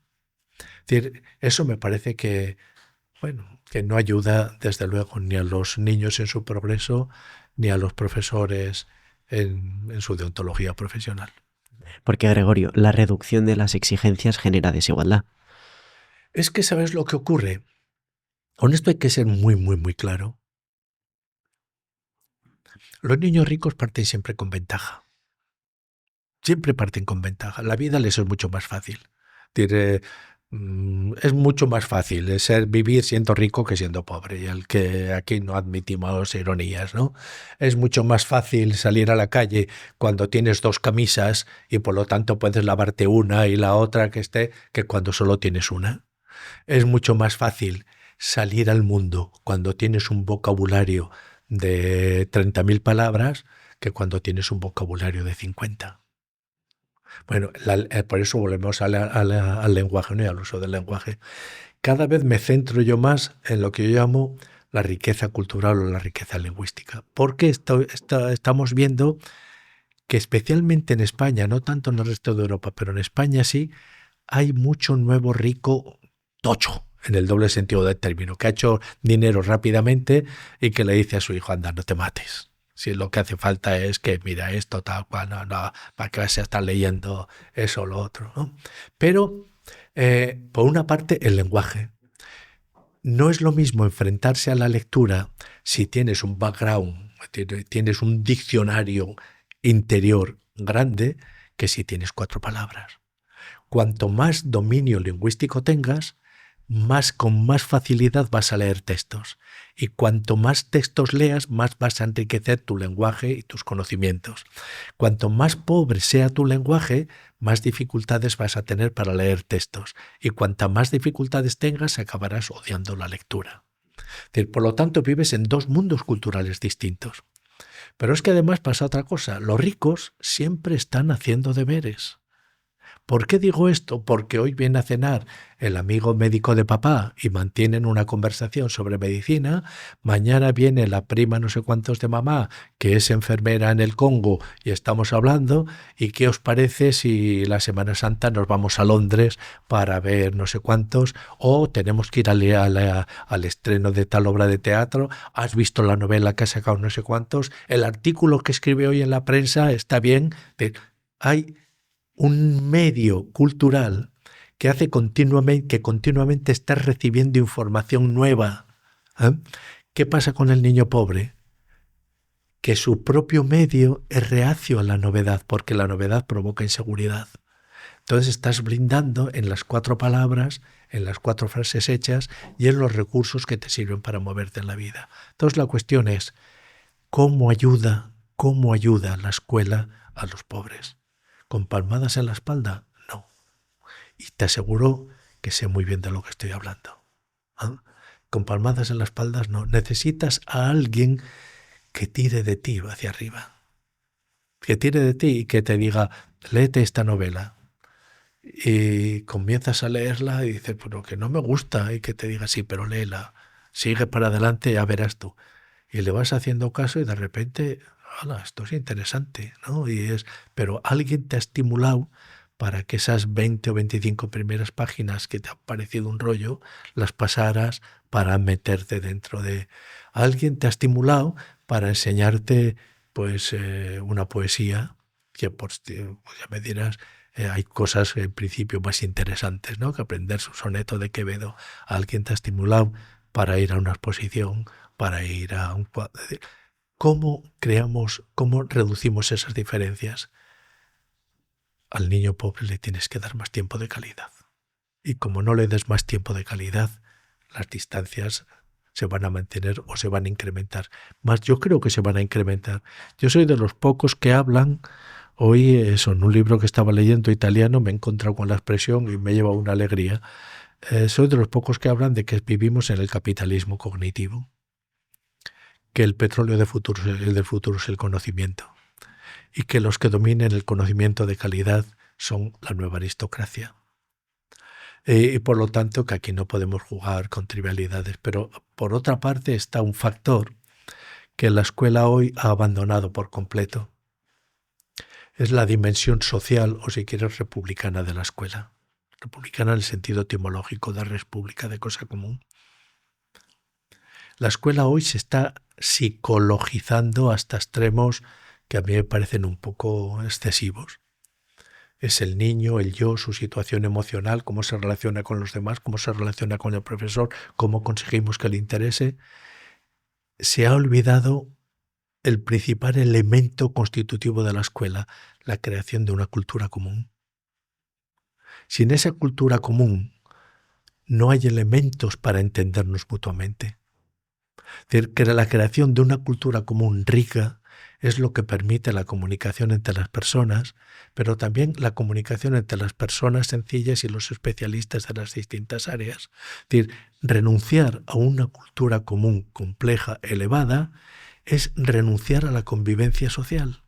Por eso me parece absurdo, muy absurdo, que renuncies a la cultura común y después des elementos de educación socioemocional en la escuela.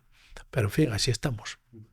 Y Gregorio, ¿qué le diría a alguien que diga, independientemente de si el niño es rico o es pobre, aquí nadie repite? Mira, repetir, a mi modo de ver, solo debiera ser una situación muy extrema, nunca para hacer lo mismo que ya habías hecho, nunca para hacer lo mismo, y en aquellos momentos en los que ves claramente que si no refuerzas las competencias, las capacidades del niño, va a llevar un lastre que le va a pesar cada vez más. A mi modo de ver, eso es lo que ocurre en tercero de primaria. Por eso yo insisto, y de hecho es algo en lo que no pierdo ocasión de recordarlo y insistir en esto. Tercero de primaria, los 9, 10 años, para entendernos, tercero, cuarto de primaria, es el momento esencial del desarrollo intelectual de un niño, porque es el momento en el que tiene que pasar de aprender a leer a aprender leyendo. Para aprender a leer basta con que seas capaz de decodificar unas figuras, unas cosas que hay en un papel, ¿no? Los grafemas. Aprender a leer significa en este sentido transformar unos grafemas en fonemas. Pero para comprender un texto necesitas algo más. Necesitas situarlo en el contexto, en su contexto. Cuando tú le das un texto de fútbol a dos niños, uno con retraso en la lectura pero aficionado al fútbol, y otro que no tiene retrasos en la lectura, va muy bien, pero que no tiene ni idea de fútbol, el primero entiende mucho mejor una crónica deportiva de fútbol que el segundo. Es decir, ¿por qué? Porque sabe situar esa crónica en el contexto deportivo del fútbol, lo que significa, ¿no? Bueno, pues eso quiere decir, de nuevo volvemos aquí a la cultura común, que cuantos más conocimientos tengas, mejor vas a comprender y interpretar el mundo. Yo animo a los profesores de preescolar. Esto hace pocos días que en un colegio que por otra parte me parecía una gente admirable, grandes trabajadores con mucho entusiasmo, me decían que habían confeccionado listas del vocabulario habitual de los niños para poder trabajarlas en clase. Y yo les dije, pero ¿estáis seguros que lo importante no es el vocabulario inhabitual?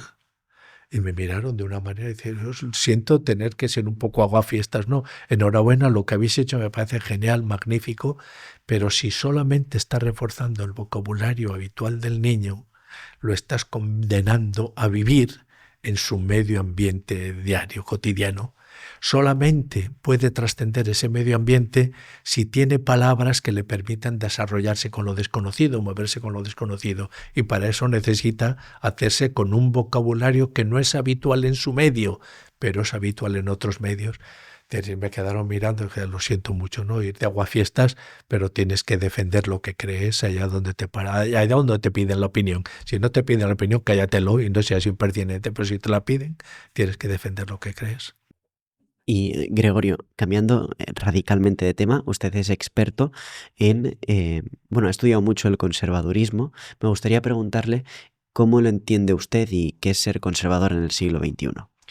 Pues lo mismo que en el siglo XX. Es decir, que aquello que decía Pla a mí me gusta muchísimo. Es conservador aquel que no le gusta irse de ningún sitio sin pagar. Es decir, que no está solo pendiente de lo que la sociedad le debe, sino lo que él puede aportar a la comunidad, ¿no? Que no concibe la sociedad como un hotel en el que tiene derecho a ser bien atendido por el mero hecho de haber llegado y cree que los demás están a su disposición. Que concibe más bien la sociedad como un proyecto común en el que hay distintas responsabilidades, distintos proyectos, pero todos vamos de alguna manera en una misma barca. Que sabe además que en esa barca es tan importante la gente que está en el lado de proa como en el lado de popa. Por eso anima a los que no son conservadores a que ocupen su lado en el barco, porque se necesitan los dos lados para mantenerse a flote. El conservador, a mi modo de ver, es básico. Ser conservador, a mi modo de ver, es fundamentalmente primero un estilo.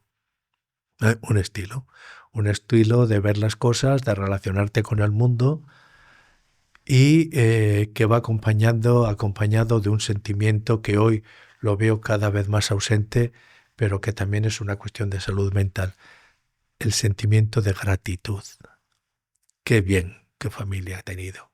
Oye, qué bien haber nacido aquí. Qué bien esta cultura, ¿no? Qué bien disponer del siglo de oro, por ejemplo, a nuestro alcance con todo lo que supone. Es ese sentido de gratitud que hoy está desapareciendo bajo el peso de la conciencia de lo que se te debe. Hay algo que se te debe y que la sociedad te niega. Esa conciencia que en muchos casos puede ser cierto. Y por lo tanto debemos de defender nuestros derechos. Pero creo que lo sano, lo realmente sano, es acompañar esa conciencia con la conciencia del deber. Existía un conservador catalán hoy muy olvidado, Rucabado, que escribe un manual de educación cívica y pregunta lo siguiente: ¿cuál es el primer deber del ciudadano? Me gusta eso, porque hoy cualquiera que escribiese un manual de educación cívica comenzaría diciendo ¿cuáles son los principales derechos del ciudadano? Pues bien, Rucabado, cuando plantea la pregunta ¿cuál es el principal deber del ciudadano?, la contesta diciendo dar buen ejemplo. Dar buen ejemplo. Eres un ejemplo para los demás. No se trata de un ejemplo de excelencia, ni mucho menos, sino que sabes estar con naturalidad en los sitios, sin estridencias, sin creerte que el mundo se justifica porque tú estás en él, y que tiene un sentimiento, pues eso, agradecido a la comunidad en la que está, al lugar en el que viene, y por lo tanto que sabe que precisamente porque ama lo que tiene, está dispuesto a mejorarlo.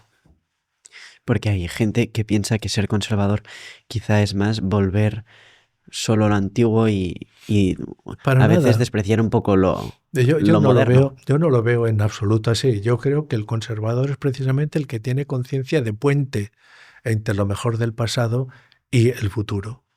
Y además, por otra parte, en España los grandes conservadores, pues ¿quién funda el primer partido liberal conservador del mundo? Se crea en España, Cánovas. Cánovas funda un partido que es liberal conservador. Y su primera preocupación cuando llega al gobierno, lo primero que dice: hemos venido a continuar la historia de España. A continuar, no a crear, no volver para atrás, no a crear un punto cero, un nuevo inicio, a continuar esa historia. Y además eso, con una conciencia de que aquí necesitas, además de defender tus intereses individuales legítimos, una cierta conciencia de la comunidad. Para mí el conservador lo que resalta no es el pasado, sino la transmisión. La transmisión. ¿Cómo transmitir? Antes hemos hablado ocasionalmente, o la he nombrado, la Escuela de Salamanca. Me parece uno de los grandes fenómenos intelectuales del mundo, la Escuela de Salamanca. Sin embargo, no nos encontraremos un joven que termine el bachillerato en España y que sepa decirnos alguna cosa de la Escuela de Salamanca. Lo ignoramos totalmente, ¿no? Sin pensar pues todo lo que supuso de creación de derechos humanos, de extensión de esos derechos, de estudio de la economía, la primera teoría de la inflación aparece allí, etcétera, etcétera, etcétera, ¿no? Bueno, no solamente eso, te voy a contar una anécdota. Cuando yo escribí un libro, La imaginación conservadora, de un periódico conservador español, me hicieron una entrevista. Y el entrevistador me preguntó, dice, si tuvieras que resaltar alguna cosa para nuestros lectores, ¿qué resaltarías? Yo les dije, pues mira, la conciencia de la importancia de la Escuela de Salamanca. Y al día siguiente en la entrevista me encontré que el periodista que me había entrevistado decía, Gregorio Luri resalta especialmente la importancia de la cueva de Salamanca. Bueno, pues eso significa que el esfuerzo por mantener la transmisión es permanente. No hace mucho en Zaragoza, ante un grupo muy numeroso de profesores, les dije, voy a comenzar recitando un soneto de Quevedo que me he aprendido de memoria mientras venía de Barcelona ya. Y les dije, y el que pregunte por qué, no merece ningún respeto. No me merece ningún respeto. No hay que pedir explicaciones para celebrar a Quevedo. No hay que pedir explicaciones. Es enorme. Es decir, a nadie se le ocurriría pedir explicaciones por qué está la Sagrada Familia aquí. La Sagrada Familia la tienes, celébrala. Es para decir, ¿por qué no se han hecho las torres? No sé cómo. Disfruta de lo que tienes, ¿no? Pues lo mismo con Quevedo. Y además se lo dije así. No creo que haya que explicar la pertinencia de Quevedo a un grupo de profesores. Para mi gratísima sorpresa, comenzaron a aplaudir y estuvimos un buen rato aplaudiendo. Eso para mí es ser conservador. Es decir, no tener presente también, esta para mí es una idea directriz, de que lo bueno y lo nuevo no son lo mismo. Es decir, que lo bueno es bueno, sea actual, actualísimo o antiguo. Que el Partenón de Atenas es una maravilla, aunque no haya ganado un premio de diseño o de arquitectura. Que además el diálogo socrático puede seguir siendo interesante en pedagogía, aunque tenga 2600 años de antigüedad. Es decir, que lo bueno, esté donde esté, aprovéchalo. Y lo nuevo, aprovéchalo si es bueno. Y si no, no te quedes fascinado por esa concepción historicista que me parece que es el enemigo principal de todo conservador. El historicismo te dice, el presente es siempre superior al pasado y me considero con derecho a juzgar el pasado desde mi presente. Porque el presente sería algo así como el tribunal de la historia. O como si el presente tuviese unos valores que por ser del presente ya son superiores a cualquiera del pasado. Me pone muy nervioso cuando algún periodista te dice, estás hablando de Sócrates y te dice, ¿qué podrías decirle a nuestros lectores sobre la actualidad de Sócrates? Nada.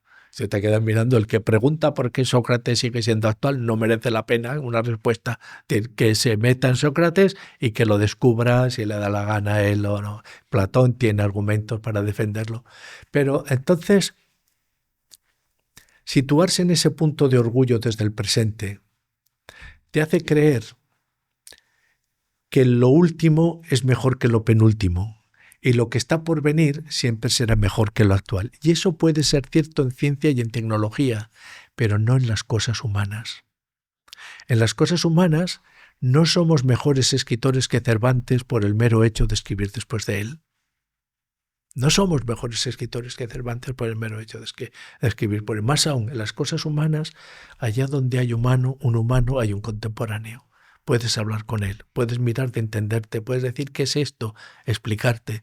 Puedes emocionarte con una poetisa lesbiana del siglo VII de Grecia. Pues cuando dice solamente un verso, cualquier persona que haya estado enamorado un segundo nada más entiende este verso. Pues te miro tan solo y al punto mi voz enmudece. No hace falta que te pongas a pensar si eso es antiguo, es eterno, es intemporal. En este sentido, el conservador se ha librado de la pulsión de estar a la última siempre para poder disfrutar de lo bueno, esté donde esté y en el momento en el que esté. Pues ya para terminar, Gregorio, me gustaría que nos explicaras la importancia de la lectura y de la escritura. Mira, para ser también sincero, durante muchos años he defendido solo la importancia de la lectura. Hasta que me di cuenta que algo raro pasaba, porque la lectura la defiende todo el mundo, hasta los que no leen. Y la escritura se quedó sin defensores. ¿Qué ha pasado? Nadie habla a favor de la escritura, ¿no? Todo el mundo, si la lectura, tenemos a Sant Jordi, que es la lectura, es decir, se supone que las librerías, las bibliotecas son lugares sagrados en los que se va a leer. Es decir, la lectura tiene todos los defensores imaginables. ¿Y la escritura? Entonces comienzas a pensar en la escritura y descubres, primero, que desde un punto de vista cerebral, lectura y escritura son actividades neuronales distintas. Es decir, que aquello que pones en movimiento cuando lees no es lo mismo que pones en movimiento cuando escribes. Y dices, hombre, ya eso puede ser interesante. ¿Qué pasa aquí? Pasa que cuando estás leyendo, tú vas siguiendo la linealidad del pensamiento de un autor, que te ha puesto una palabra tras otra, pero cuando estás escribiendo tú no tienes linealidad, tú tienes un montón de sugerencias posibles para la siguiente palabra. Y entonces tienes que elegir de tu depósito de imágenes, de palabras, de frases y de conceptos, aquella que es más adecuada para esta frase, para iniciarla o para acabarla. Y según la palabra que elijas, resulta que el texto que estás escribiendo toma una dirección u otra, y a veces imprevistas. Y lo más magnífico de todo es cuando te pones a escribir. Estás escribiendo un artículo, tienes una idea clarísima, la has pensado y te parece que ya lo tienes bien estructurado en la cabeza y que te pones a escribir, te sale un primer párrafo redondo que dices, es magnífico, genial, ¿no? Vas al segundo párrafo, también muy bien, todo va discurriendo con fluidez y bien. Oye, no sabes cómo en el tercer párrafo aparece una frase que pone en cuestión lo que habías dicho en el primero, lo que acabas de decir en el primero. Y entonces dices, oye, ¿qué pasa aquí? ¿Cómo puede ser que tenga opiniones distintas sobre un mismo tema? ¿Qué otra actividad intelectual te permite interrogarte así? No hay otra actividad, porque además estás solo. No puedes ir de fantasma como cuando estás con un grupo que estás dialogando. Estás solo. No tiene sentido que te engañes. Es decir, si no sabes escribir, enseguida lo vas a ver. Si estás haciendo una descripción de un paisaje y no sabes que te falta vocabulario, pues enseguida entiendes, por ejemplo, lo que hacía Pla cuando era bien joven, que se ponía delante de un pino y intentaba describir minuciosamente la corteza con sus matices de colores, ¿no? ¿Qué pasa aquí entonces? Ocurre que escribir no es solo un medio de transmitir ideas, es sobre todo un medio de tener ideas. Y además no hay sustituto para este medio. Es decir, hay un desarrollo intelectual, y aquí sí que interviene el pensamiento crítico, un desarrollo intelectual que queda sin desarrollar, sin llevarse a la práctica, sin mostrar sus potencialidades, si no escribes. Y es cuando la escritura es un ejercicio, yo creo que de los más fieles de autoconocimiento. Te das cuenta pues que ese párrafo que acabas de escribir has repetido 5 veces, 2 por línea, una palabra, no tiene ninguna elegancia, tienes que intentar compaginar la claridad de la idea con un orden, con un cierto estilo, con tu obligación, yo diría, contigo mismo, de dar forma a tu propia voz, no a la ajena, sino dar forma a tu propia voz. En este sentido, te encuentras, pues eso, es decir, la lectura, aunque no la defienda ya más, va a tener defensores de sobra. ¿Y la escritura? ¿Cómo es que no se quedó sin defensores? Bueno, pues me he convertido, me he instituido a mí mismo como paladín de la escritura. Pues eso es todo. Gregorio Luri, fiel defensor de la escritura, muchísimas gracias por haber estado Un placer, rato la verdad con que sí. nosotros. Si te ha gustado esta entrevista, tenemos otra por aquí que te va a encantar. Muchísimas gracias. A la de 3.